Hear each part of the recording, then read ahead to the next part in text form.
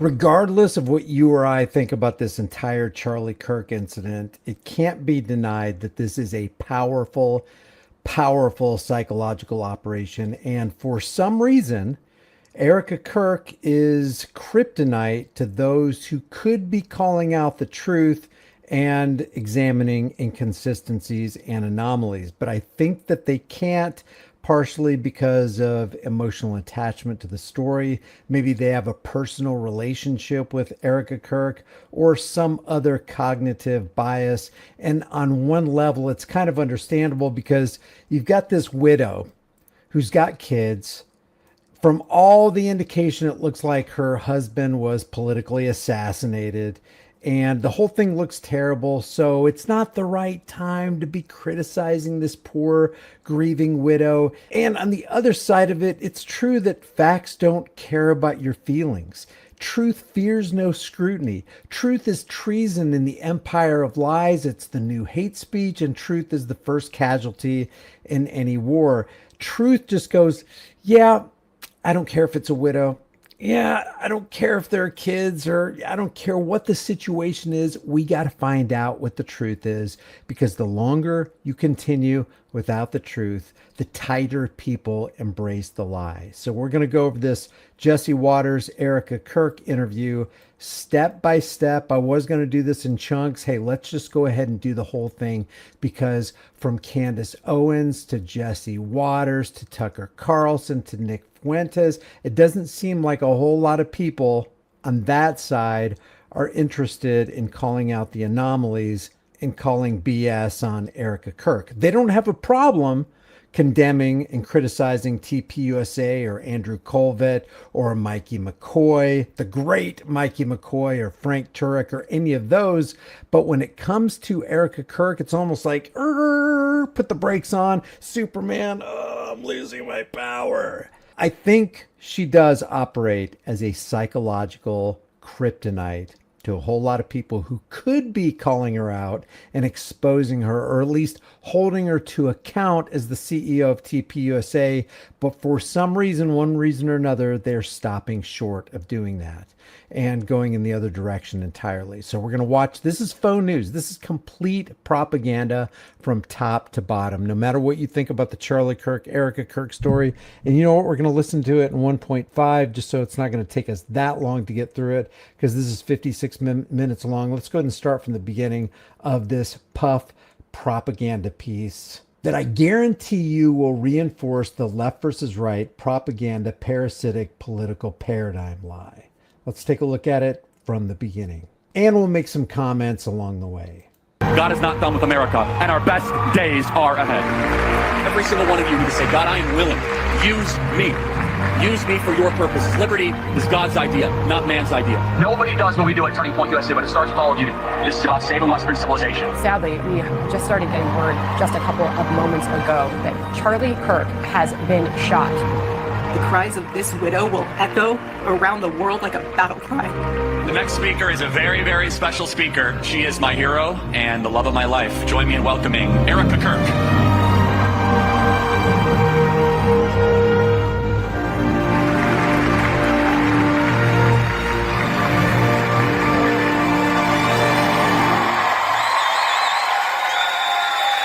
Really, nobody sees a problem with a grieving widow wearing that at a rally filled with a whole bunch of young people? For over a decade, one movement surged through college campuses all across the country. What started off as a small group of conservative debaters turned into one of the most influential organizations in American politics, Turning Point USA. And the man behind it, Charlie Kirk. One of the most influential forces in American politics, one of the most influential organizations in American politics. That's what TPUSA is. Not speaking ill at all of Palantir, not calling out globalists like Elon Musk, but actually aligning with and befriending them. Charlie's star grew, but his mission stayed the same: empower young Americans to embrace faith, freedom, and family, and open debate. But everything changed on September 10th. Charlie's death was a turning point for the country. We all remember where we were when we found out Charlie died. And we remember how we felt: sickened, and then resolute. Charlie's gone. We remember how we felt. So this is faux news speaking for everyone in America. But his mission is far from over. Today, the new chapter begins, and his widow Erika is taking the reins.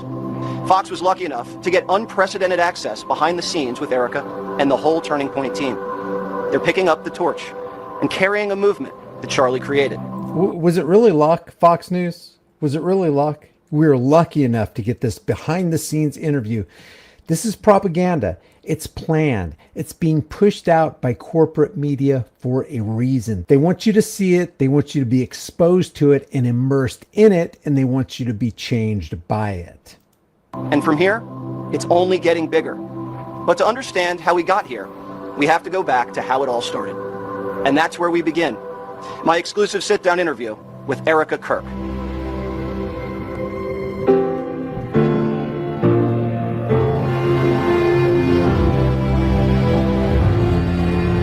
Who was Charlie Kirk?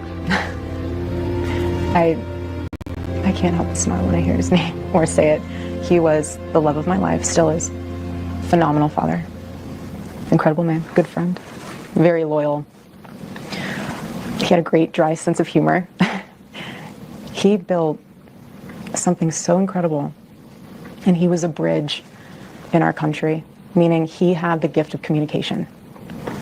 He could talk to the younger generations. He could talk to a donor group. He could talk to the President of the United States. Charlie and Erika first met through their mutual friend, the now COO of Turning Point, Tyler Boyer. Erika, a college athlete and former Miss Arizona, had graduated from Arizona State University. She was living in New York City. And Tyler had what he thought was the perfect job for her. He said, we have this youth organization, would love to get you involved. I briefly met Charlie for maybe 2 minutes. Quick hint. Will Fox touch on the background of Erika Kirk's mom and dad and how involved her dad was in Israel, how involved her mom was in defense contractors in Raytheon? Will Fox talk about any of that, or will they completely ignore it? Handshake, hi, nice to meet you. Mind you, I did not know after that brief meeting that Tyler and Charlie had sat down, and Tyler was like, this is the girl that I need to hire for something with regard to the faith component of the outreach that they were trying to start. And he was like, so next time you're in New York, you really should sit down with her. And then that kind of sparked into everything else. They did end up having that meeting in New York, and what started as a job interview quickly drew the spark that Erika was talking about. And so then we had a great time, and it was about 15 minutes in, I quickly pivoted away from wanting to hire her to wanting to date her, and now we know how that worked quite well. He grilled me for hours. Grilling is probably not the proper term, but we debated back and forth. Philosophy, politics, theology, anything that Charlie loved to talk about, we talked about it. And afterwards, he was done eating, and he just looked at me and he goes, I'm not going to hire you. And I said, I did not need the job. I said, I was fine with consulting with you guys if you needed anything with regard to help. I have plenty of things going on in New York City. He said, I'm going to date you. I said, you don't want to just be friends for a little bit? And I told her I had enough friends and that I didn't want to be friends with her, so that was kind of a non-starter. But if she wanted to date, that would be great. I had enough friends. And I think she still finds that to be very funny, but I meant it. And I tried to process that on the walk home, and that's when I called my mom.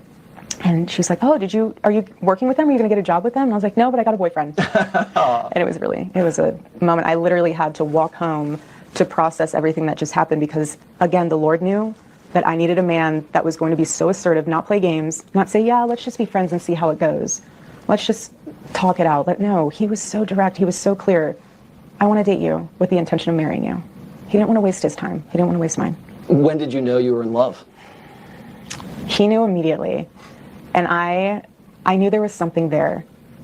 But I, prior to that, was praying that if he was to be my future husband, that the Lord would make it so clear that I would have such a peace about it, outside of it wearing a suit, outside of work-related events. And he just was amazing. Turning Point meant a lot too.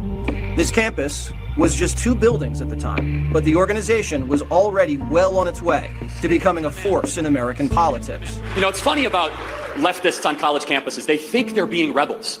Yet all their friends are liberal, their teachers are liberal, the music they listen to is liberal, the textbooks they read are liberal, the entire culture they live in is liberal. They're being conformist. If you want to be a rebel on campus, be a conservative on a college campus. There's nothing rebellious about that.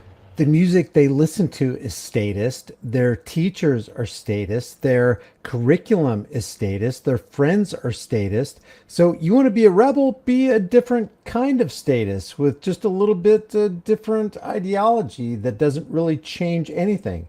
It doesn't increase the value of the dollar. It doesn't institute a sound money system. It doesn't get rid of the IRS. It doesn't eliminate the income tax or the property taxes. Just be a different kind of statist. Let's face it, statists condemning the moral failings of other statists is like a tick condemning a mosquito for being a parasite, or a polar bear making fun of a grizzly bear for being a carnivore. You're not benefiting anybody, and you're not changing anything by changing the color of your statist uniform. Just engaged with everything, that there was no separation between his work life and his home life. And I was so proud of him. And I would tell him, baby, you don't have to rush home. When you come home, home is waiting for you. I was never the type of wife that looked at my phone and said, okay, you better be home at 5 o'clock for dinner when I have it on the table. So I noticed she's going to take a moment right here to pat herself on the back and let a global audience know how good of a wife she was, how noble of a woman she was. She wasn't putting any expectations on Charlie. He had a vision, and I was here to back him. Good job, Erika. Pretty sure Jesse Waters didn't ask her what kind of wife she was. Never. I said, home is here for you when you get home. Dinner will be ready whenever you're ready to eat. I will never make you feel guilty for pursuing what the Lord has put on your heart. Did you know right away that Charlie was destined for something larger than life? Charlie has a great disposition about him, so I knew that he was never going to be just, he operated, everyone knew this, the way he operated his life, he wasn't going to waste time, he wasn't going to waste the one life that the Lord has blessed him with. When you get married to someone you love, you never think, oh, I mean, at least we didn't, what our future was going to look like. It's not that you sign up for something. You just marry the love of your life, and however that unfolds, it unfolds, and we both have very similar understandings, and I knew, obviously I knew his life would be important. All of our lives are important, but all I cared about was loving him and being a wife to him, being a mother to his children. That to me was so much more important. Everything else I could care less. Charlie was so disciplined. He had his routine. I know. He worked out. He did. He did his reading. Yeah. Are you now stepping into that? Him and I are very similar from the standpoint of making yourself a better person as life goes on. We all live many lives, and we all are constantly trying, at least Charlie and I, we're constantly trying to improve ourselves. We always worked out. We had the same trainer because him and I were athletes. It always goes back to the basic and simple things. He loved eating clean. He loved all of that stuff. But something that was so powerful about Charlie is that he mastered self-control. He mastered, he would say, know your nature. He mastered that. He perfected that. From the standpoint of, yes, he was very hard on himself. I have the journals to prove it. Very hard on himself. But he held himself to such a high standard because he wanted the people that were around him to be better also. He wasn't going to be a leader that told people what to do and not do it. He worked so hard. He did. He was the hardest working person in my business I've ever seen. Was that hard for you guys to balance that work and the family? So when we first started dating and when we were first married, we would travel everywhere together. We were on the road 350 some days out of the year. And then once we had our first child, it was an adjustment period because I wanted to be home with our little one. But he was so good about always wanting to come home. Always wanted to come home. And I wanted to make sure that he wanted to come home. Again, that's why I never said, what are you doing? Why are you gone? Why are you traveling so much? I never had those questions because I knew his heart and I knew what he was doing was so important. And he always included me in it. And there were times where I would go to his events and there were times where I wouldn't, but it was a family-oriented mission. So I never once was threatened by that because I was a part of it. He wrote you letters. Charlie wrote you letters. I know. Every week? Every Saturday. So he would turn his phone off to honor the Sabbath. He would come in, open the junk drawer. Everyone has a junk drawer. Open the junk drawer, said Shabbat Shalom, put it in there, turn the phone off, slam the door, and he felt so free because he was unreachable. Shabbat Shalom? I thought he was a Christian, not a Jew. I mean, what are we missing here? It's these little things you really got to pay attention to. Charlie was completely devoted to the Jewish/Hebrew God. For 24, 48 hours. Did you see Charlie change in the 7 years that you knew him? How did he change? When he became a father, and you know this, when you become a parent, it changes you. When you become a husband or a wife, it changes you. I mean, being on the altar and making a covenant with the Lord and saying, this is my person, it changes you. You become one. Everything becomes one. Nothing is separated. And it was just powerful because I got to see him grow, not just in wisdom. He read a lot of books, wisdom, but he grew in patience. And you can see that on campus too.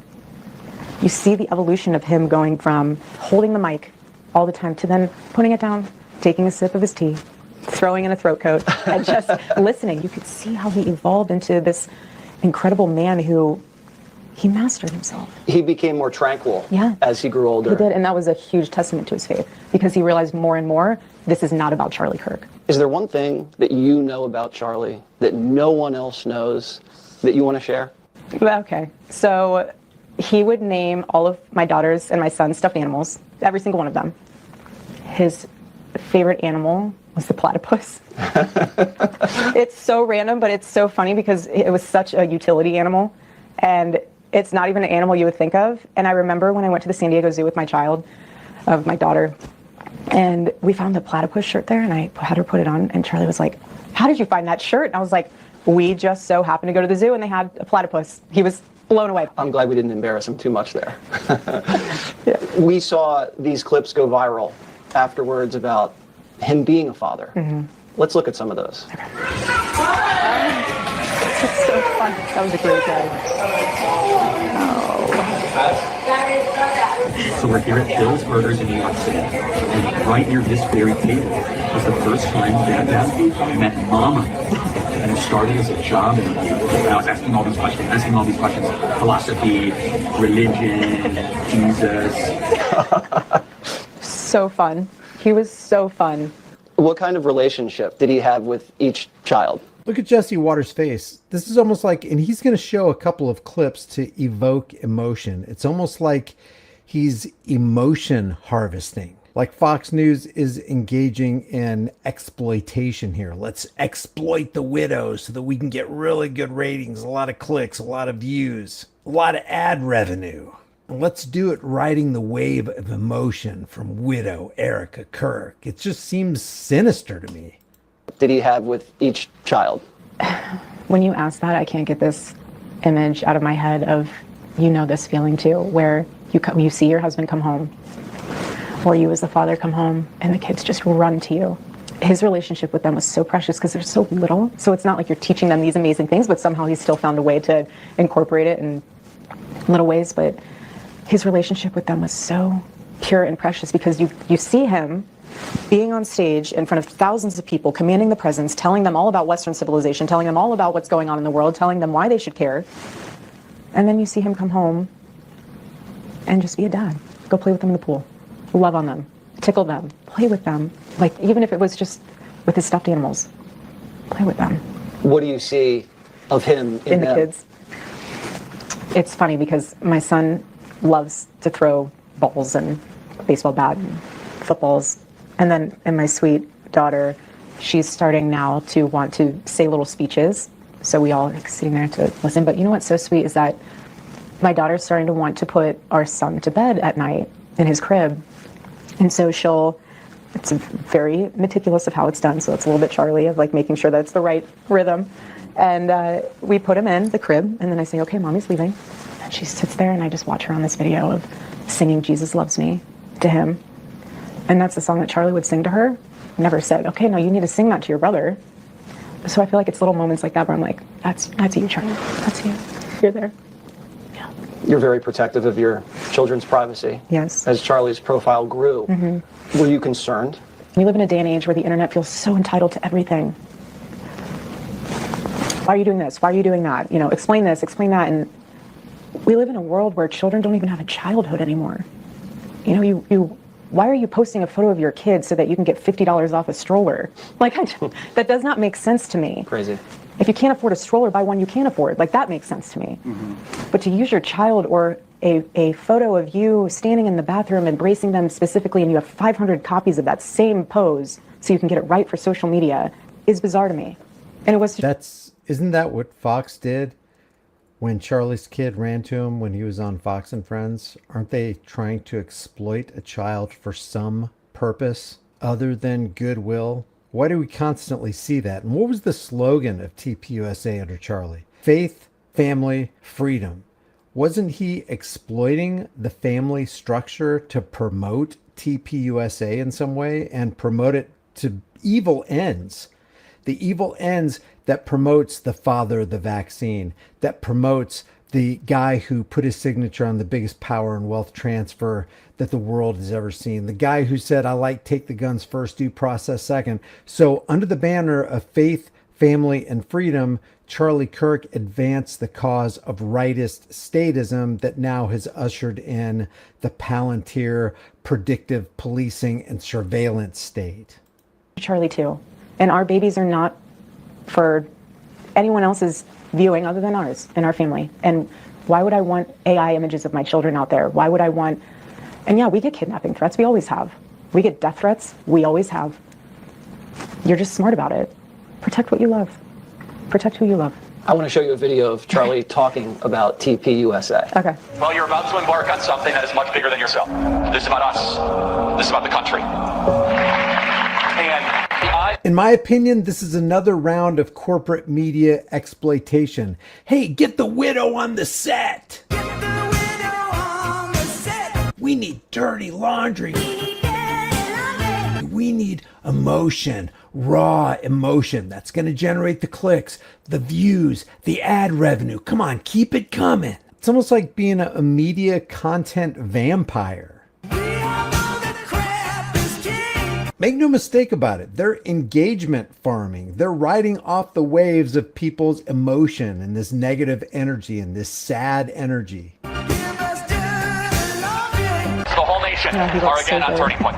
We're building something bigger than you, bigger than me. We're building an experience to help save the country. And if this type of intensity bothers you, well, then don't go work for Turning Point USA. You can go work for the Department of Labor or something, okay? Because here we do excellent things. We do big things. We make history here at Turning Point USA. It's going to be early mornings, it's going to be late nights, but you all get to know that you're doing something rewarding. That is not just, a career, you check the box, but lives will be changed. How blessed are we that we get to be here celebrating the country, and this is our job. It's pretty awesome. There's a one thing that I hear from speakers throughout all the years. Your team is so impressive, and they're so young. Why is it, everybody? Because for us, we hold ourselves to a higher standard. This is not just another DC gig. This is about saving Western civilization. There you go. Tight shot. Where are the tears? Expensive jewelry, coiffed hair, perfect set. Really, there's nothing to see here, right? Fake stream media only means the best. Erika Kirk is somebody you should have sympathy for. She's not somebody you should be criticizing or putting under an investigative microscope. Matter of fact, put away that critical thinking. You're not going to need that here. Look at Jesse Waters' face. Look at this. He's loving it. He's eating it up, man. It's the longest video I've watched of him. Just give me a second. What's the... Take your time. Take your time. Just let the audience absorb this. Let them breathe it in. Let them feel the emotions. Nothing that mainstream media is doing here can be trusted. This doesn't appear to me to be genuine. Charlie was on a mission to save Western civilization. Did you know that's what you signed up for? Well, no, I didn't sign up for anything. I just married the love of my life. Just so happens that that's what he was doing. Tell me about the day before the shooting. He was at the office, and we were going to meet for dinner beforehand with a dear friend of ours who I wanted to just be with us and pray with us before the event. It's no hidden secret that stuff on campus is heating up. You see people on campus coming on with guns prior to the event that happened with Charlie, the assassination with Charlie. And so I know that, you and I even talked about how I used to say, Charlie, have you ever thought about wearing a vest? He would nod to that and be like, I've looked into it. But he'd always say, if they're going to get me, they're going to get me. He wasn't afraid. Wouldn't have mattered anyways if you wore a vest. Erika's mom was dealing with a medical issue, so she stayed in Phoenix to care for her. Tell us about Erika's mom, Jesse. She planned to join Charlie at the next scheduled Turning Point event at Colorado State just a few days later. He was like, home needs you. Home needs you. Be home. Come with me on Thursday to the next event we have. And so for him, that night, he was so excited. I mean, he just was like, I can't wait. It's going to be the best. And he got up around 2:45, 3-ish to go into the kitchen to grab a snack. And our daughter had woke up around that same time.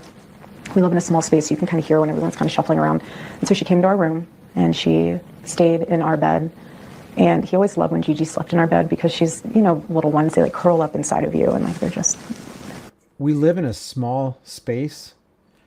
I mean, is she just talking about a hotel room? Because the Kirks own a $5.6 million mansion. A small space? What are you talking about, girl?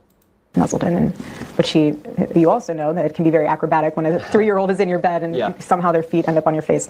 So I said, I want you to have a good night's sleep. Go ahead and sleep in her room. And I'll turn the air down so it's nice and cozy in there. And I just want you to get a good night's sleep so you can be amazing tomorrow.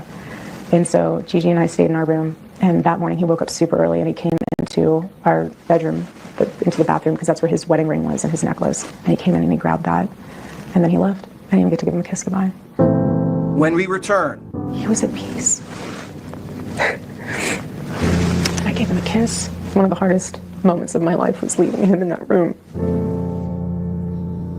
I want to take a moment to talk about a partner we're proud to stand with, Good Ranchers. Now, I'm here to fight you for it for life. You live for this. Look at that.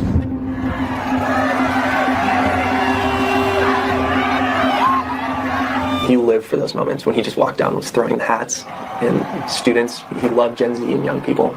And there's just this sea of endless crowds of people. You couldn't even see the end. He was throwing out hats, and then it's just, still processing it.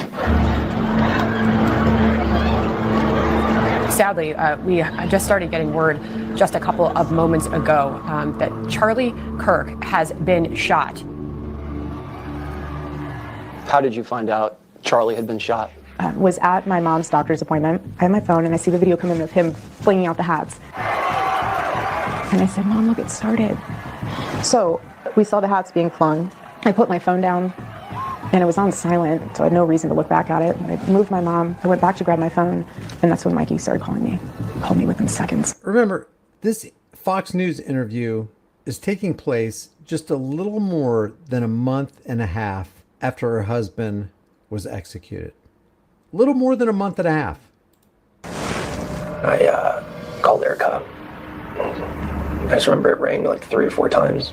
I didn't know what to say. Those are the words that will change someone's life forever, and you have to be the one to say it. That was the first time I've ever called her during a campus tour stop. And so Mikey called me, and I'll never forget him just being like, Charlie's been shot. He's been shot. Get the kids. Get security. Get the kids. Get the kids. He's been shot. I sprinted out of her treatment center. I just collapsed in the middle of the parking lot. Called our security. Yeah. Unbelievable nightmare. The communications director of Turning Point USA has asked our team to give a moment of silence and prayer. And so we are going to do that right now. We're going to pause and offer our prayer. We hope you join along. Called security. They live such a privileged life that they have a security detail. However, and to whomever you pray, I hope in this moment that you can pray for Charlie Kirk. There was a moment there where people thought Charlie would survive. Mm-hmm. There were so many things going on at that one moment. It was so hard to actually know and hear what was going on because you're getting phone calls in and out. And hindsight, the way the bullet hit him, he died instantaneously. He was pronounced dead. He died on the scene. But I'm so close. Let me ask you, is she actually wiping away tears? This is an honest question. I'm not making any accusation. I'm just asking a question. I know Brandon Tel Aviv Tatum doesn't like it when you're just asking questions, but I'm just asking questions. Is she really, really wiping away tears? He didn't suffer.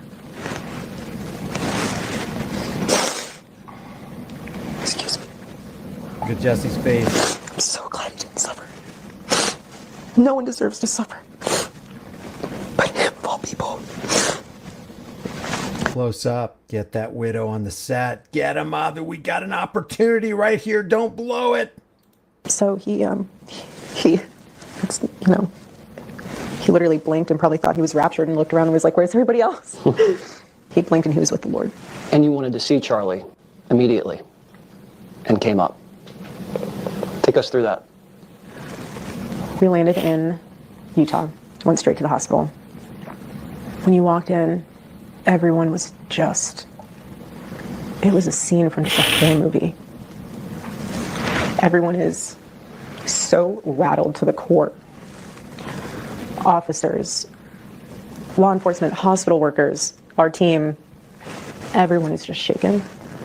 And we get into the room. One of the law enforcement guys comes in.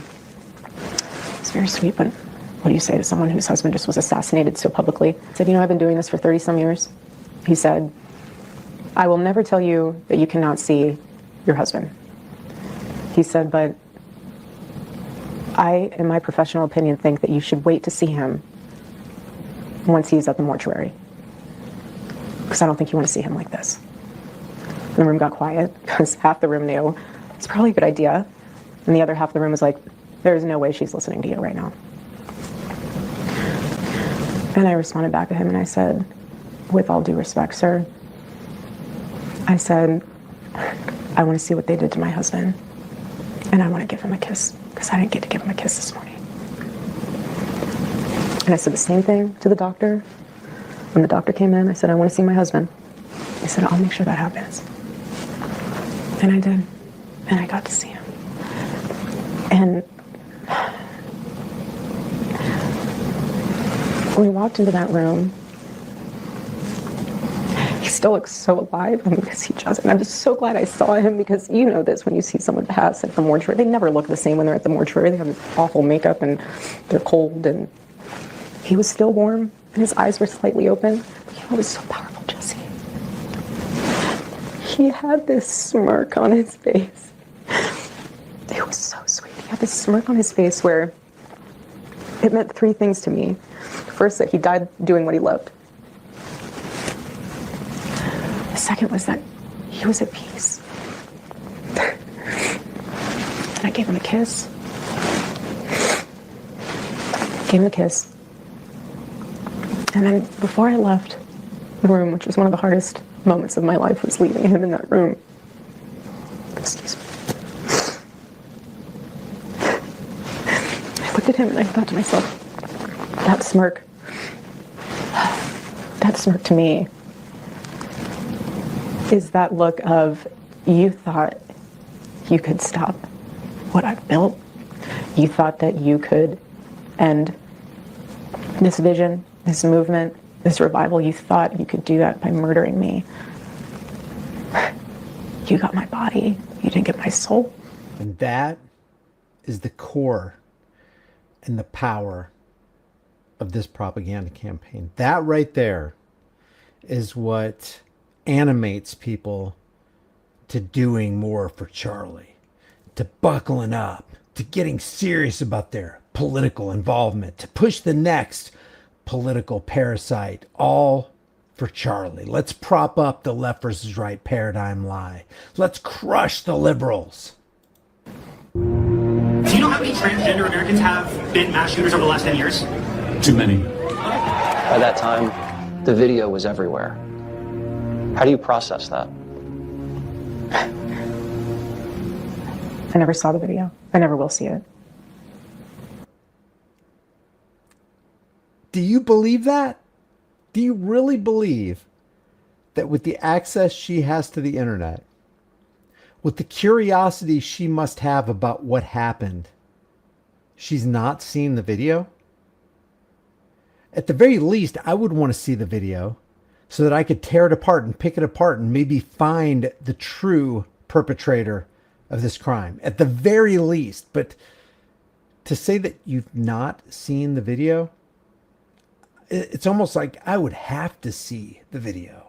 And yeah, I know people are different, and I'm not Maybe it's unfair for me to be judging her by this standard, but I just find it truly hard to believe with the pervasiveness of the internet and the fact that this information is out there everywhere, and it's kind of hard to miss it that she hasn't even seen the original video that records her husband's last moments of his life.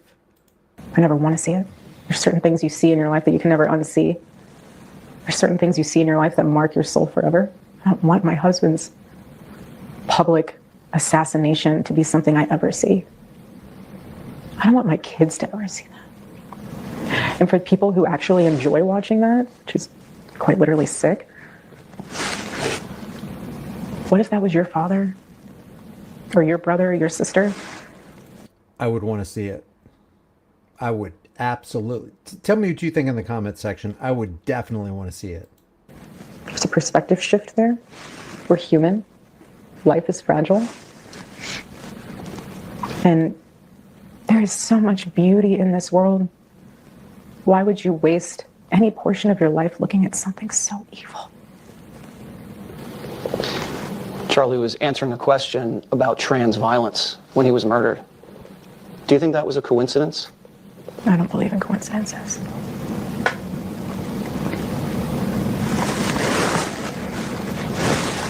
Do you think they've caught your husband's killer?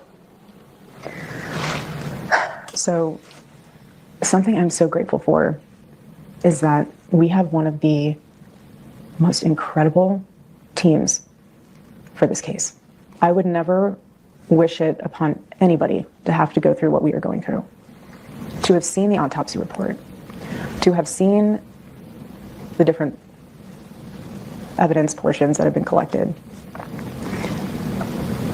I trust. Evidence portions that have been collected, but you haven't seen the original footage of your husband's life being taken away from him. Our team. There's other theories swirling around about Charlie's assassination. Right. How does that make you feel? When everything happened, my phone died and became a black hole. I just didn't turn it on for weeks on end. I've intentionally insulated myself because I need to guard my heart, and I need to be there for my kids, and I need to be there for Turning Point. And what I've realized through all of this is that I need to be there for my kids. I need to be there for Turning Point. You are now a single mother. Why wouldn't your sole focus just be on your kids? Let somebody else handle Turning Point. Doesn't seem like that's should be a priority when you have a family to tend to. You have elderly parents. You can take care of Charlie's mom and dad. You can take care of your kids. You're set for life. You've got all the money you could ever want, the nicest house you could ever have, access to the White House. You got everything you want. There is no need to continue on with TPUSA. It's just, that is astonishing and bizarre to me. everyone grieves differently. Everyone is trying to figure out, and I don't blame them, how does this happen? How does somebody become so radicalized where they can justify this in their own head? We just lost one of the greatest voices of our generation. How does somebody become so radicalized? She's implying that Tyler Robinson is guilty, that Tyler Robinson is the lone gunman, that Tyler Robinson was the guy who disassembled a rifle, went up on the roof, reassembled it, zeroed the scope, took the shot, took the rifle apart, left the screwdriver on the roof, got off the roof with a backpack that wouldn't fit the rifle anyway, even in a broken down state, reassembled the rifle without the screwdriver that's sitting on the roof, wrap it in the towel, put it in the woods, text your lover, all the details, including your motive, so the FBI could have a clean case against you. She's promoting the government's official story. How does that honor Charlie Kirk? Why? How? What's behind it? Like, everyone's trying to process this. And I respect that. But where my heart is just asking for some grace is for the ones who were there that day. They have to relive that every single day. He didn't die in a car accident. He didn't die from cancer. He was assassinated. And the difference between this and previous assassinations in this country is there was no social media. There was no AI. I can tell you how many fake images are out there of all of this. And so you've seen the fake images, but you haven't seen the actual video? And again, my only request is that just please pray and consider and think about whatever you put online, because it's going to impact his kids in the future. I don't want my kids to go on the internet one day when they're older and see things that, it's just, we're all trying to process this in their own way, and I appreciate that. But just some grace would be nice. Do you feel safe? I do. What are they going to threaten me with? Going to heaven sooner to be with my husband? And I don't say that to be reckless. I do not. I do not say that because I'm out in the streets like, here I am, come find me. And it's not at all. It's a fearlessness that's rooted in the understanding that I will have my day and my time, whenever that is. When the Lord knows that I've completed my mission. And I'm not afraid. Charlie wasn't afraid either. We never lived in fear. If we did, we wouldn't get anything done. And I can't help run alongside this mission of Turning Point USA and raise my babies with fear. I can't. That's not a life to live for anybody. What's the hardest part of your day? The nighttime, always. I'll tell him about my day. I talk to him all the time. But the nights are the hardest. Being in a bed by yourself. Rolling over, trying to goodnight kiss that's not there. You know, it's, and anyone who's a widow knows what that means. How painful that is. Excuse me. It's so easy to take the little things for granted, but you know what's so interesting? I was thinking about this the other day. It's so easy. There is moisture at times, and her face does get wet, and tears do drip from her eyes. To be in a position of feeling regret when you lose someone you love. And I tried to read a book by C.S. Lewis because he lost the love of his life. He was only married to her for 4 years. I think it's called A Grief Observed. And it was a very hard book to read. Not because it was about grief, but because in the opening pages he talked about how angry he was with God. And I've never felt that. I'm not angry with God. Never have been. Your husband died 7 weeks ago, and you want to read a book? That is wild to me. That is wild. Is that one of the steps of grief? You want to read a book. Never have I questioned, why, Lord, are you putting me through this? Why are you testing me? Why are you? Because God is so good, and he's so sovereign. And I know he uses everything, even what the enemy meant for evil. And I have no regrets, and I think that that's why processing this, for me, is probably different than most, because people say, how can you do all what you do? And it's because I loved and still love Charlie. Did you watch the news after the assassination? Because there were some people saying that Charlie deserved to die. Mm-hmm. Charlie had it coming. There's so much beauty in life. I don't know why you would waste your time saying somebody deserves to be publicly executed in front of everyone. That's just, why would you say that? Again, that could have been your parent, your spouse, your loved one. You think it's funny until it's someone you love? I would just ask them to really reassess their priorities in life if they get a high off of watching someone be murdered. Jimmy Kimmel lied about your husband's murder and didn't really apologize. Mm-hmm. What would you say to Jimmy Kimmel? Same thing I told Sinclair. They asked, I haven't really told anybody this, so they asked, do you want Jimmy to give you an apology? Do you want to be on his show? How can we make it right? Through our team, I responded. I said, tell them thank you, we received their note. This is not our issue, not our mess. We are grieving, and we have an organization to run. My husband never told people what to say. You do what you think is best and right, and I prayerfully wish you the best. But I will never ask someone to give me an apology that they don't genuinely mean. That's actually a really good answer. That's between you and the Lord. If you want to say I'm sorry to someone who's grieving, go right ahead. But if that's not in your heart, don't do it. I don't want it. I don't need it. Where are we going now? He acquired and purchased all these buildings. This is the final building. Oh my goodness. I know. Everyone's sending all of this here, they received tens of thousands of letters, cards, gifts, personal Bibles, paintings, and more. A lot of this is from when people came to the campus, the Turning Point USA offices, and left it outside the gates. Also, a lot has been mailed. I mean, it's just unbelievably humbling. But this is all mail. I told them not to throw anything away. I want every single card saved for my kids. And for when, if a day gets hard at your desk, you come into this mailroom, and I want you to come in, and I want you to pick up any of these cards, and I want you to read it so you can put into perspective why you work here. This is how powerful psychological operations and conditioning is. I mean, none of these people knew Charlie Kirk. Most of these people didn't know Charlie Kirk, and yet they act like they did, because that's one of the psychological phenomenons of politics and political campaigns, is to get the little people, get the peasants to think that they actually know the guy who's sitting above them, who's going to bat for them, who's treating the little guy like he's a little guy himself. Hey, I feel like I know Charlie Kirk. I have a connection to Charlie Kirk. I'm going to sit down and write a letter to Charlie Kirk, or I'm going to draw something or make a painting of Charlie Kirk. You don't even know who this guy is.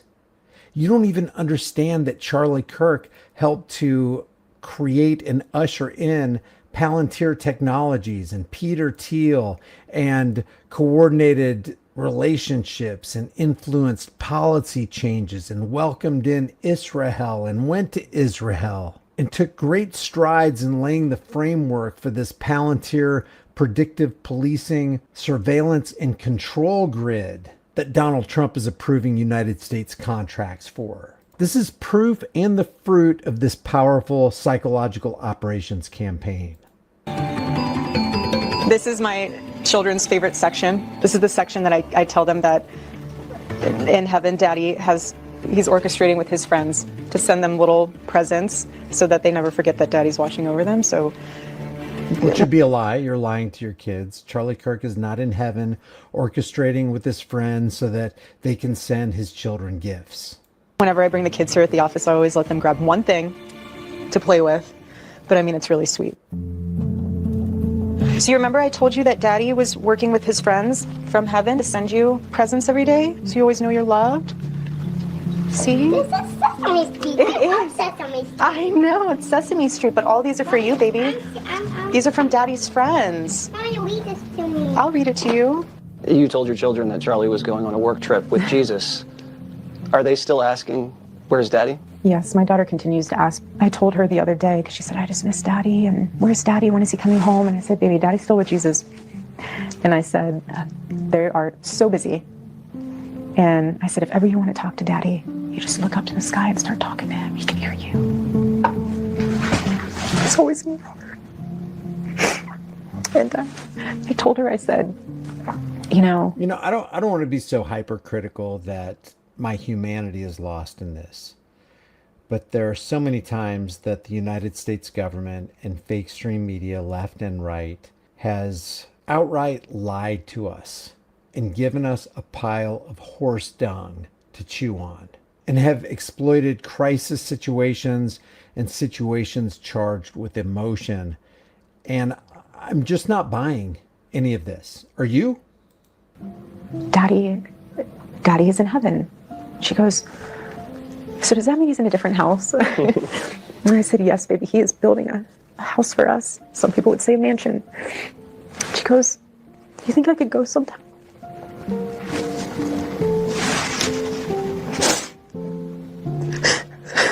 Look at Jesse's face. Man, this is media parasite vampirism. Children are so precious. I said, baby, we will all go one day. We will all go one day. It makes me speechless because it's for the kids. And that's how I can keep telling the kids, Daddy's thinking about you and loves you. And all these people. I mean, it's endless, which is amazing. Yes, baby. The alleged assassin, Tyler Robinson, is eligible for the death penalty if he is found guilty when this trial comes, and what a trial this will be. It's still not over. There's a trial coming up. The defense wants to ban cameras in the courtroom. How do you feel about that? There were cameras all over my husband when he was murdered. There have been cameras all over my friends and family mourning. There have been cameras all over me, analyzing my every move, analyzing my every smile, my every tear. Remember, she invited cameras into her most private moments. I mean, really private moments, like casket close up on the hands moments, and mic me up so that the people, the viewing audience, can hear what I'm saying as I'm bending over Charlie Kirk as he lays in the casket moments. We deserve to have cameras in there. I wonder if she knows that there are not going to be cameras in the courtroom, so that when they don't have cameras in the courtroom, they'll be like, well, the official position of TPUSA and Erika Kirk was, we need cameras in the courtroom. Be transparent. There's nothing to hide. I know there's not, because I've seen what the case is built on. Let everyone... You have? You've seen what the case is built on? Everything the case is built on? Because the case has to be built on some video imagery, which you said you haven't seen. See what true evil is. Let everyone see and know how it happened, how it even got to this point. Let everyone see that Tyler Robinson is evil. We want you to see what true evil really is. That's what Erika Kirk is saying. So she's promoting the FBI's official story, just like TPUSA is promoting the official story. This is something that could impact the generation and generations to come of understanding there is never a justifiable moment for violence, especially political violence. And that's another reason why, too, I've been so open about certain private moments within our family. There's nothing to hide. Let the world see. Let them see.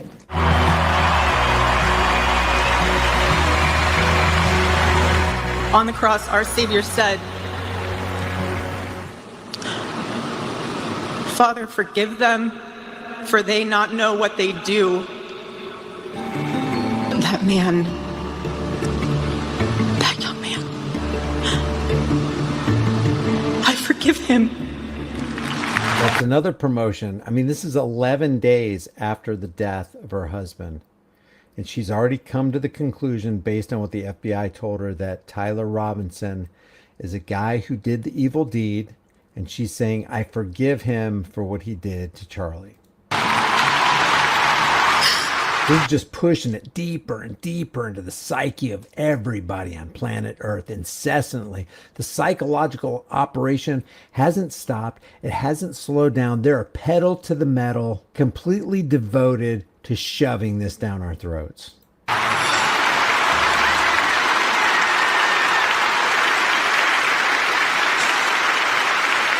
You shocked a lot of people when you forgave Tyler Robinson.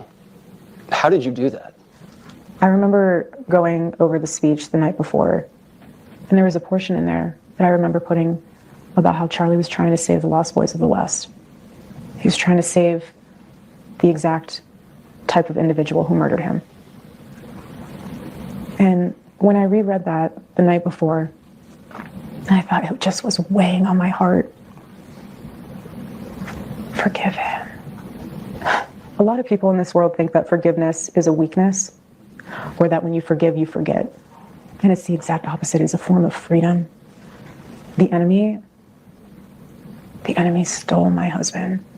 And if I didn't forgive, it's more so for me than this man. Because the enemy would have my heart. And I knew that every day the Lord forgives me for things. Just how he forgives everybody else for things, small, big. And what an example of forgiveness. And it's not easy. It's not easy. It never is easy, but it's freeing. It's so freeing. And again, it's not a weakness, but it's a way for me to be able to say, you'll never get me. You'll never get me. Would Charlie have forgiven his killer? He's in heaven. And he sees everything full picture.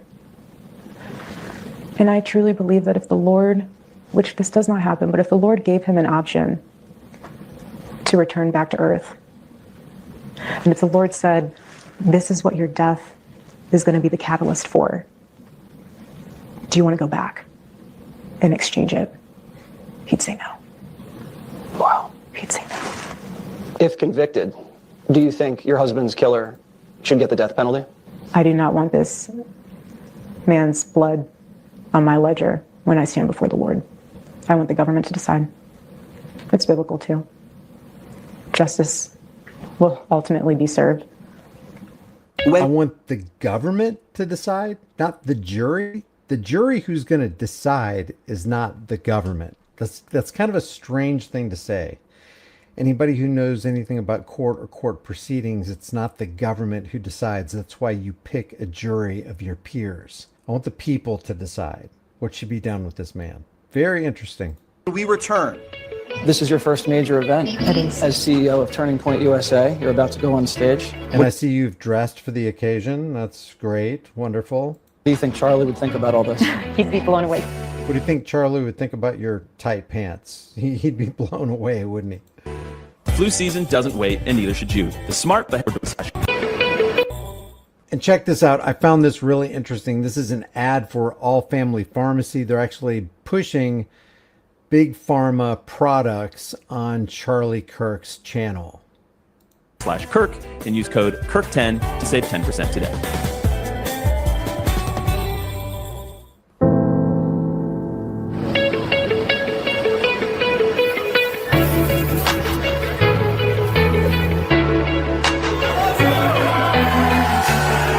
So tonight, I really am very excited to see Erika Kirk and hear her speak. She's a strong woman that shows that she can do anything, especially taking over Turning Point as the new CEO. I think she's doing a great job. Fox was invited behind the scenes as Erika Kirk visited the University of Mississippi. The event is part of the This is the Turning Point tour. This is your first major event as CEO of Turning Point USA. You're about to go on stage. What do you think Charlie would think about all this? He'd be blown away. He wanted, his vision for these events was stadiums. He always wanted them to be massive, and he loved them being outside, of course, but for night events, he always had this vision of packing out stadiums. He sent a picture to Tyler on our team of one of the largest university football stadiums and said, this is the goal. It is rainy, it is cold, but students here at Ole Miss have been waiting to get into this event for hours now.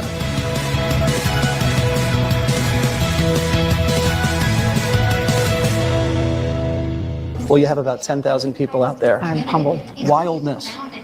Well, that was a stop that Charlie had on the list, and him and JD were going back and forth on, which stop they would do, and it just so happened to be this one, and we just wanted to keep everything in motion that Charlie wanted honored from the standpoint of he already had this set up. And so with everything that JD and Wisha did for myself and Charlie afterwards, how could you not? Introducing the Vice President tonight, JD Vance. He's really been there for you. He's a blessing. Him and Wisha, they are the most incredible people. Incredible. With such genuine love. I think just everything they did for us was so humanized. I mean, they were there for us. They've been there for us. Your husband's life was taken on a college campus. You're here now on campus. Do you feel safe? Yes, because I feel Charlie with me here. You feel Charlie here right now. I know you do too. I feel him too. Well, God bless you. Just here. And God bless Turning Point USA. The next speaker is a very, very special speaker, and she has had a heroic last year, and I believe she's the best mom in the world. Truly the best mom in the world. She is my hero and the love of my life. Join me in welcoming Erika Kirk. The movement didn't die with Charlie. It's getting bigger. Half of the campus is here right now. This place is at capacity. You can feel the energy. Charlie's murder might seem like we're standing in a shadow, as if death was the victory meant for the enemy, but looking around in this arena, you are proof that this light of truth burns so brightly.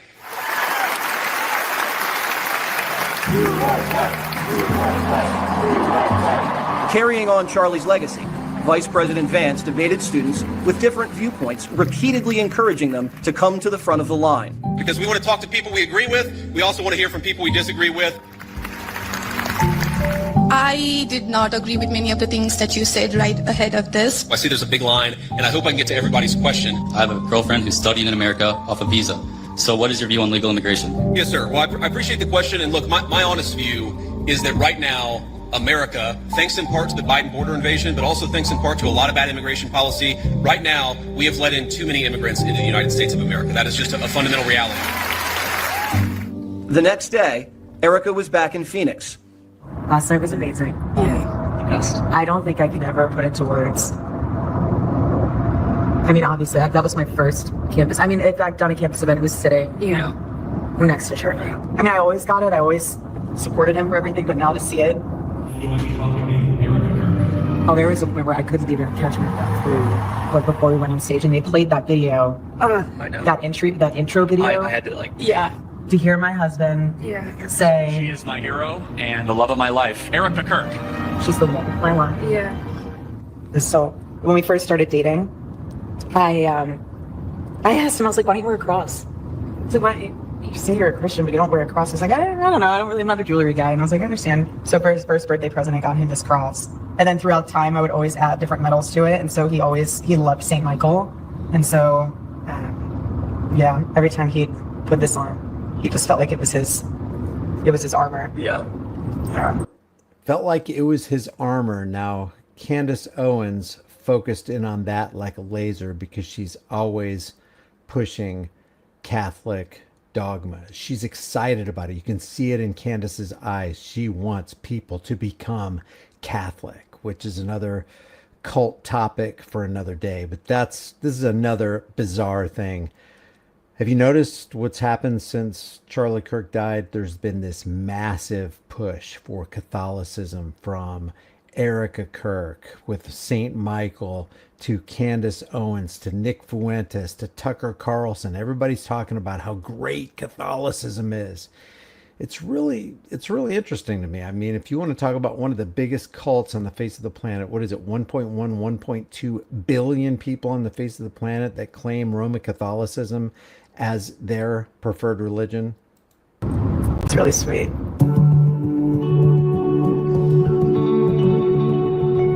Turning Point headquarters has grown from 1 building to 6, and the construction is not slowing down. On this day, like many, students are out in full force volunteering to help in any way they can.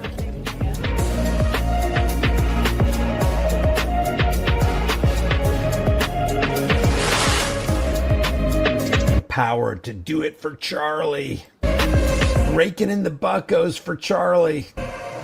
This is only a portion of the team. Mm-hmm. There's, 50 people in here? Hi, guys. So this is a portion. Every building you'll see, the staff is family. They're amazing. But what's so special, and people would say to Charlie, everyone's so young. He would say, I don't care if they went to college. Tell me what you're passionate about.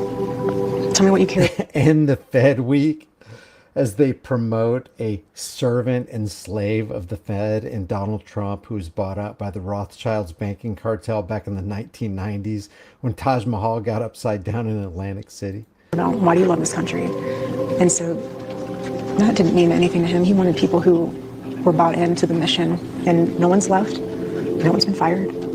No, there's been no rivalry. There's been no coup. There's been no internal takeover. Everyone's a family. And it's a testament to what Charlie built and how he hired.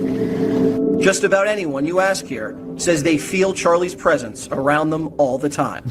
Tell me this is not a cult, guys. Tell me this is not a cult and a cult following and a cult organization. It's almost like you're behind the scenes of a Jehovah's Witness Kingdom Hall, or you're behind the scenes of this Mormon temple. When people lose someone they love, oftentimes they say, I can still talk to them. Yeah. Do you still talk to Charlie? I'll get home. It's late at night. I'll be getting ready for bed in the bathroom. I'll keep looking in the shower, trying to see. He would always write on the shower when he was in there. He would write numbers and things, and at the end, he would do his signature at the end. Obviously, it's been so long since he's taken a shower at home, but I still look for it. I talk to him all the time. I'll say, baby, just give me your wisdom. Speak to me. People would say, if you can't sleep, take something to sleep. The Lord has let me sleep just fine. But I don't want to take anything. That's not how we operate. If I take anything, it'll numb me from being able to hear from the Lord. And for Charlie, I want to be able to talk to him. I want to feel this so deeply, so that I know how the Lord wants to use it. And if I'm numb to that, he can't use me. But I talk to him all the time. Charlie, what do you think of this? Can you believe this happened today? Gigi said hi. And I realize that's healing. You don't ever want to stop talking about the people that you love, even though they're in heaven, especially to your babies, because that means that they're still there. I always want my husband's voice and his name to be on people's lips. He's a good man. Well, the next time you talk to Charlie, please tell him we love him.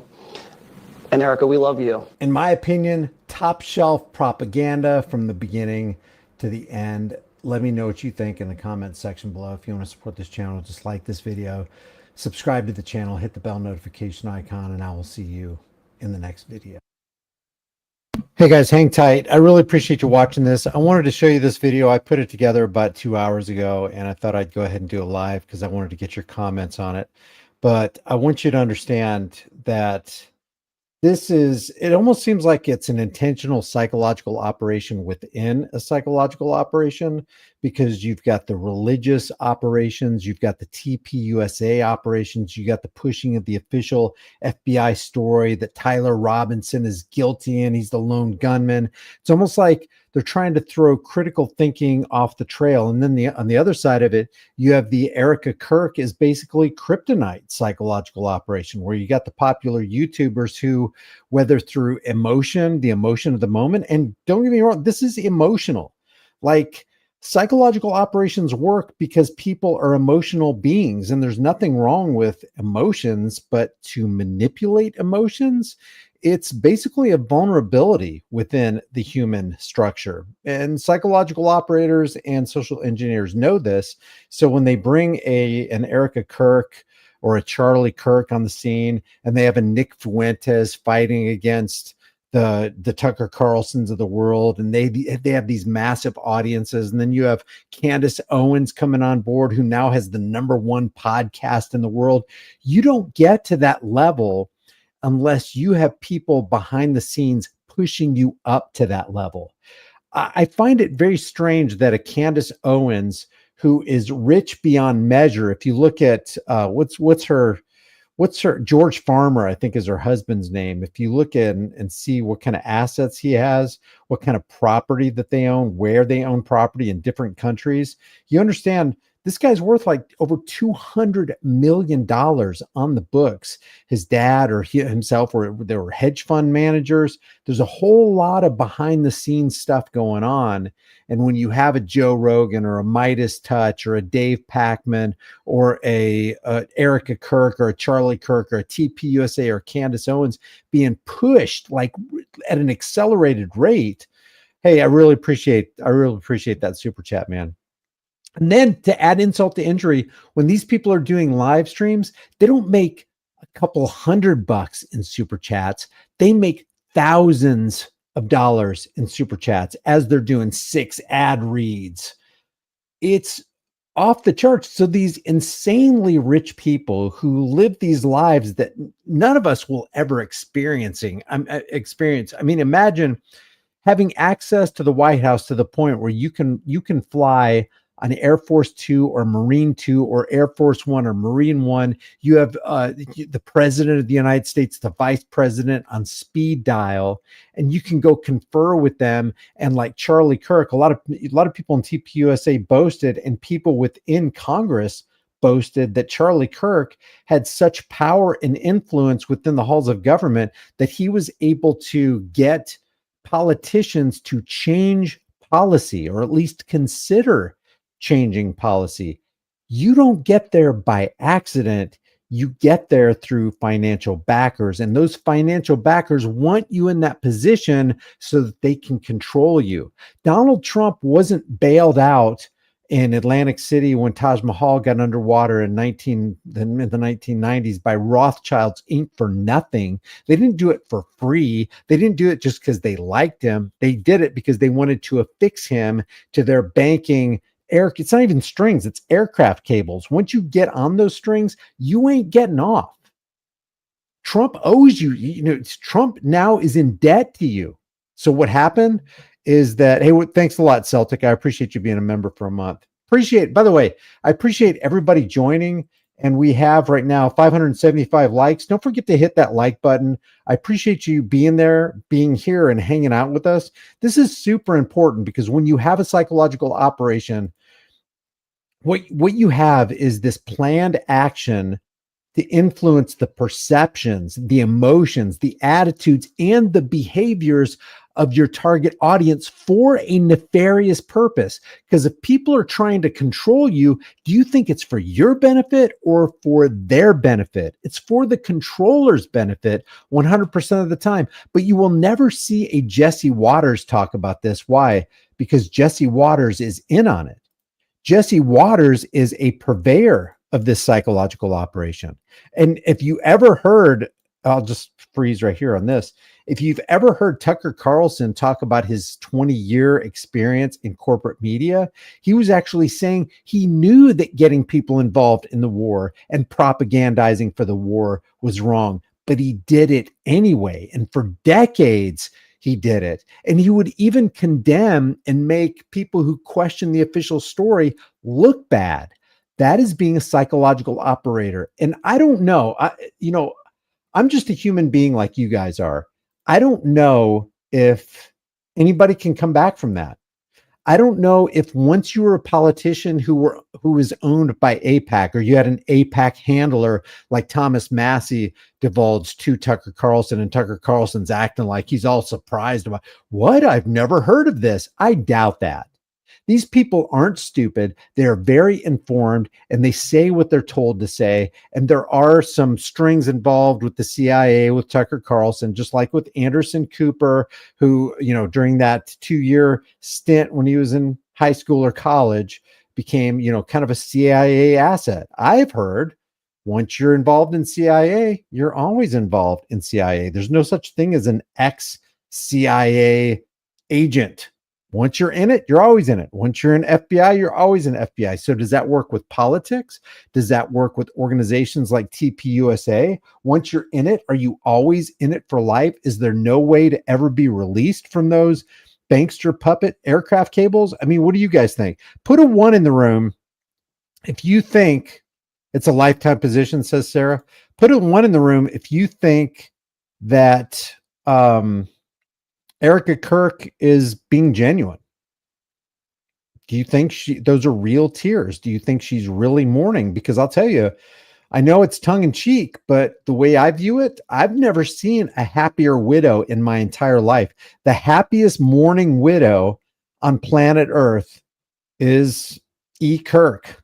Celtic believer in Christ says, love your content, man. Thank you for what you, holy cow, $19. That just blows me away. Holy cow. I don't get many super chats. And when I do, even if it's, a couple bucks, it's like, wow, I can't even believe it.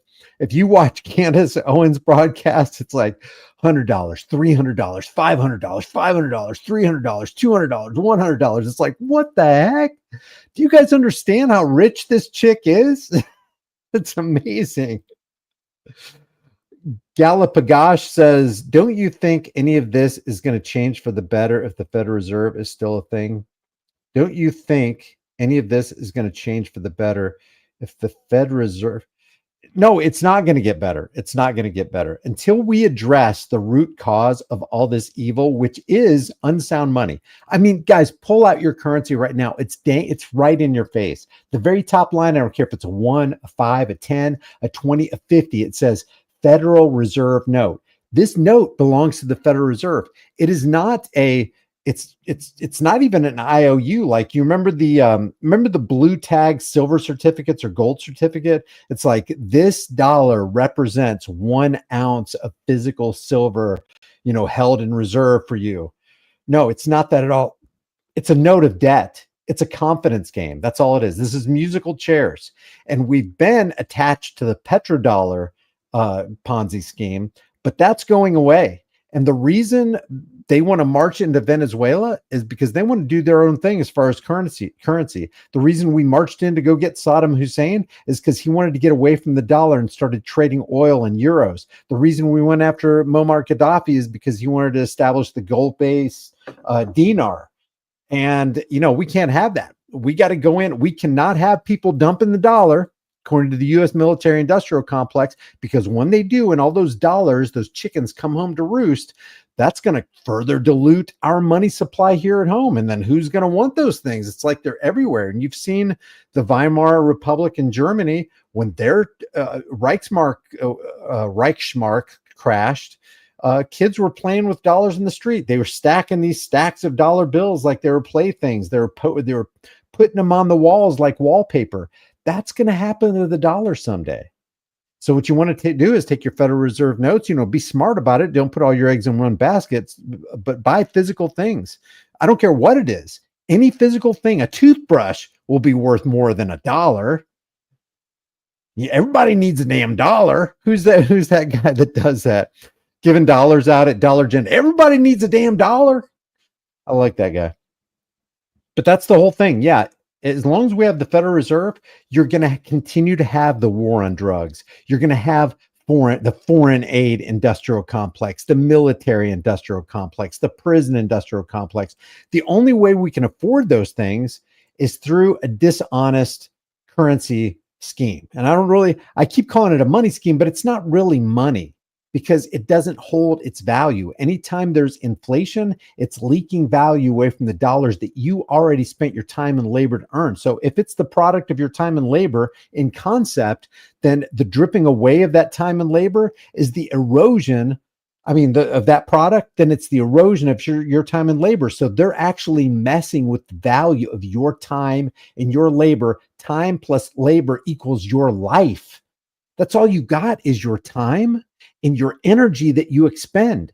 And when you trade that for something of value so that you can supply for your family, and they start taking away that value, they are the ones who are the true controllers, not the congressman, not the senator, not even the president of the United States who claims to be the leader of the free world. It's the guys who control the leader of the free world. It's the guys who control the congressional and Senate seats, the ones who control the black robe tyrants of the Supreme Court, who granted themselves the power of judicial review back in 1803 with Marbury versus Madison, where they're basically the gatekeepers of the Constitution. As of 1803, at least, some people make the argument that it's like 1797 or 1787, but at least since 1803, we haven't had a constitution. Why? Because it doesn't matter what the Constitution says. The judicial branch will tell you what it means. Oh, right to keep and bear arms. What that means is we need to establish the anti-automatic weapons law from 1934, and you can't have automatic weapons. That's not what the Second Amendment says. It says the right to keep and bear arms shall not be infringed. So here's the Supreme Court justices with the power of judicial review from 1803 going, well, here's what this means. So they tweak it, and then they make this law that's above the supreme law of the land. So this supreme law of the land is the Second Amendment or the First Amendment or the Fourth Amendment is just nonsense in our current reality. Not in truth, but in our current reality, the way the powers that shouldn't be take it. So A. Barnes says, state banks, city banks, how do we attach tangibles back to currency? Thanks for your superb perspective. I would just go back to the first thing you have to do is decentralize power, which means decentralize the banks. You can't have centralized banks.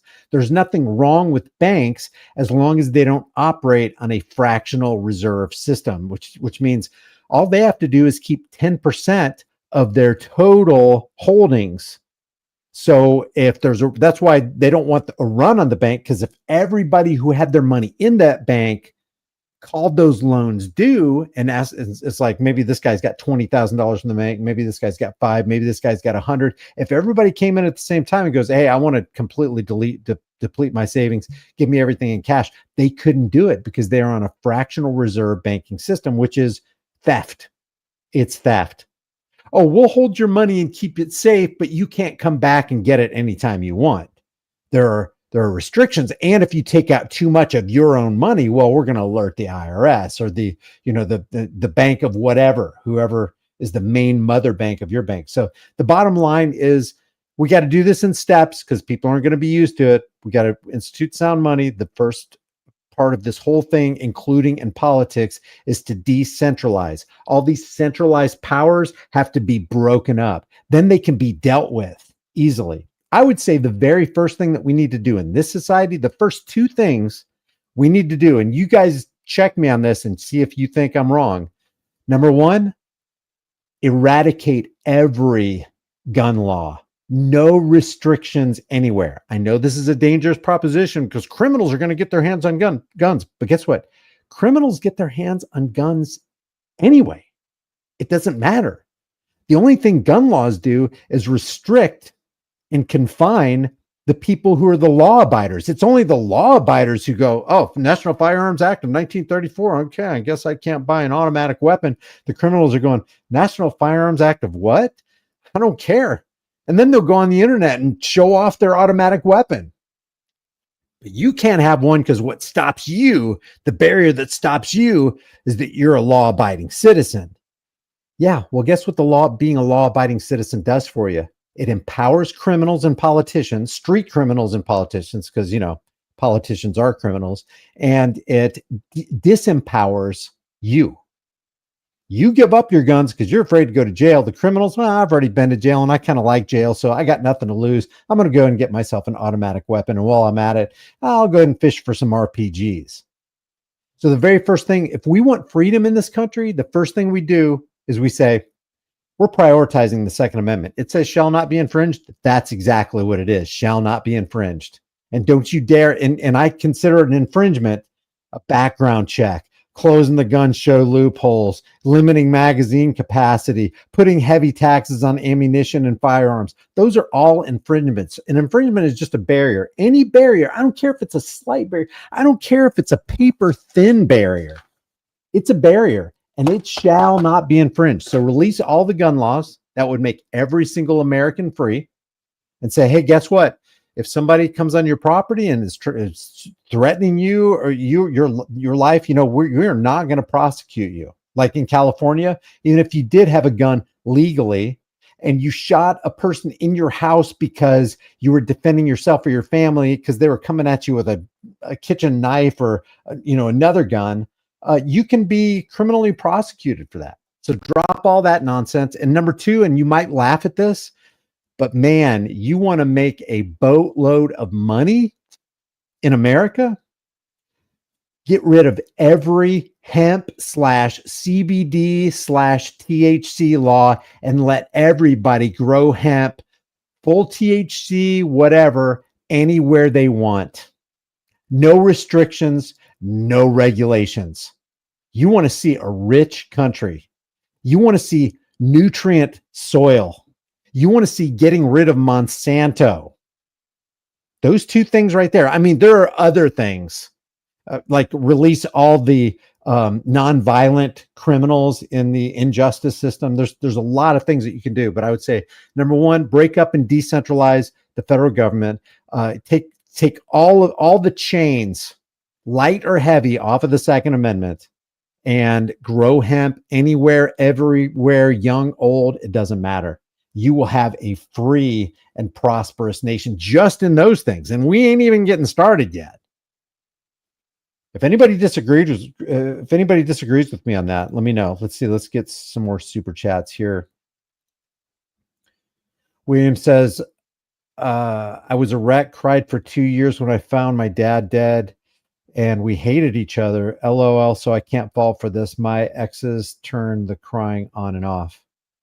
Yeah, I've heard a lot of people say that. I've heard a lot of people say, man, I mourned for my pet more than Erika mourned for Charlie. I mean, did they really even love each other? Were they man and wife? Did they really have kids? I don't know. Forgiven Flipper says we're being played. Fake widow CK is alive. Now, Is that just something you believe, or is that something you can substantiate? Because I don't know if he is or not. I lean more toward he's not with us anymore, just because the powers that shouldn't be have no problem offing whoever they want at any, whether it's a president of the United States, a congressman, a senator, Charlie Kirk, MLK. It doesn't matter. They'll get rid of him if they want to, as long as it's a psychological operation that they can manipulate, a crisis situation that they can take advantage of. So I don't think that they have any problem knocking somebody off. Burn the comment says, I watched you all the time, and you're so right. And they're all the same team. They're all on the same team. Screw the civilian and prairies, the millionaires. Also, how they trade for the M for the B, because I'm either slaughtering that or I'm tired. I watched you all the time, and you are so right. They're all on the same team. Screw the civilian, and maybe you mean the peasants. Also, how they traders the M for a B, because they are all loaded now. Oh, millionaires for billionaires. Okay, yeah, gotcha. Thanks, Burn the comments. Sorry I slaughtered that, man. I suck. All right. Do you think any of this is going to change? Okay. So we're all caught up on the super chats. I appreciate you guys being here. What do we got on the, okay, 697 likes and 930 watching. If you haven't hit the like yet, don't hit like unless I've earned the like. And the only reason I really ask people to like is because from what I've seen, it does help a little bit in the algorithm, and it pushes the content out. I do make this content to be seen. Somebody made a comment about engagement farming. I don't mind telling you, I want engagement. I want these views to be popular. You know why? Because I feel like like Ron Paul used to say this thing, something to the effect of, even a standing army cannot stop an idea whose time has come.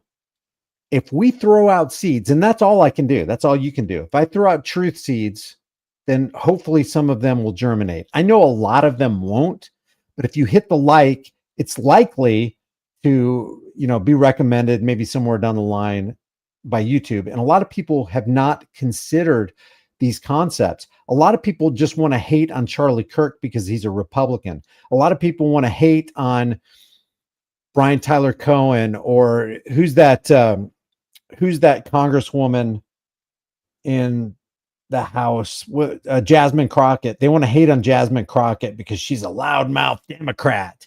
Well, let's have a little bit of substance.